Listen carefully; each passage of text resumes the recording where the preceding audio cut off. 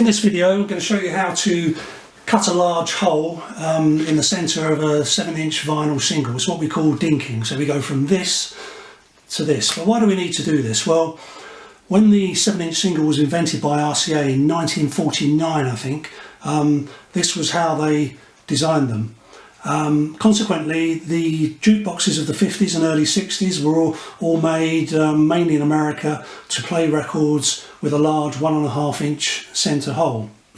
Now, for whatever reason, in other countries, as they began to make 7-inch singles through the late 50s into the 60s, they made them with a small centre hole like that.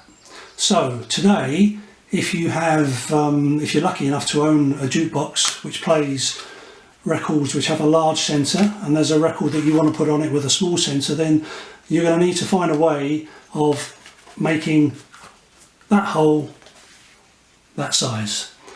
So first of all, obviously there are these type of singles. These were made with a small hole in the centre, but they were prepared to have the centre pushed out. You don't need a tool to do that, just your fingers and thumbs, push that, a couple of seconds and it comes out. You may need to smooth it off a bit, but there, that's done and that's ready to go on your jukebox. However, in the late 60s and into the 70s and 80s, the singles began to be made with solid centres. You can't do anything with that just with your thumbs and fingers. You're going to need a tool to dink that record. So there are various tools on the market, from cheap scoring tools where something goes through the middle, it's got a blade, and you turn it around, apply more and more pressure and eventually cut it out.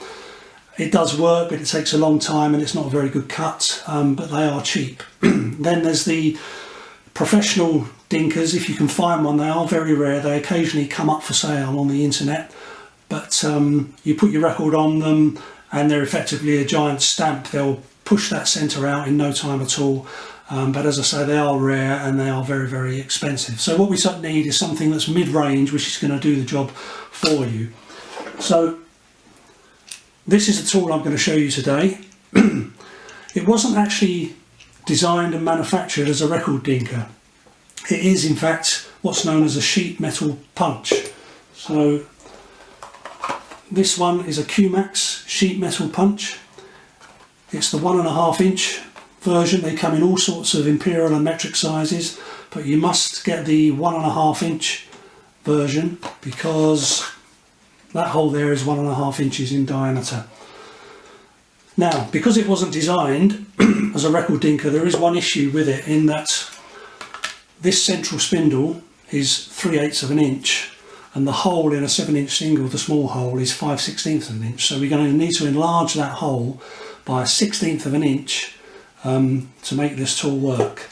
And the way we do that, you could drill it out, I guess, but you'd need something very sturdy and precise to hold this record in place. I use what's known as a tapered reamer. This is made of strong steel, sharp edges, and this is the most critical part of the process. The reamer, push into there and you need to start grinding out the hole. But you need to keep the reamer as close to 90 degrees to the record as you can. Turn the record slightly every now and again.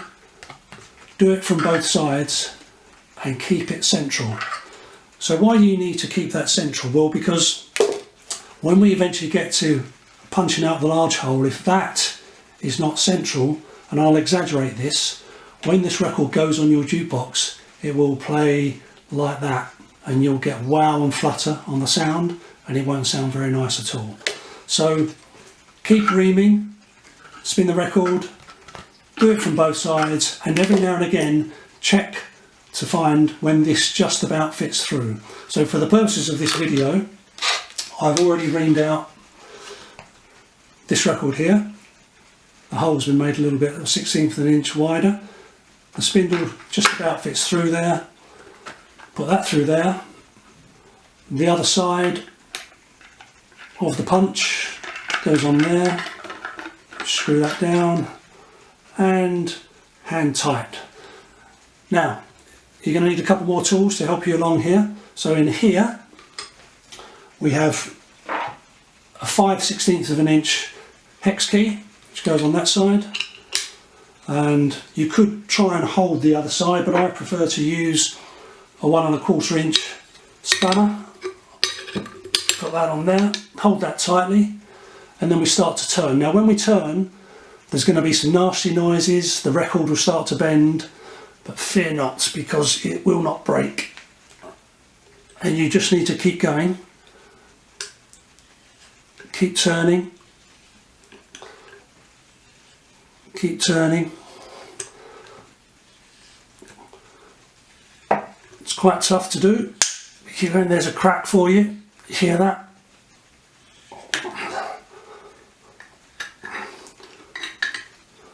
Just finish this off.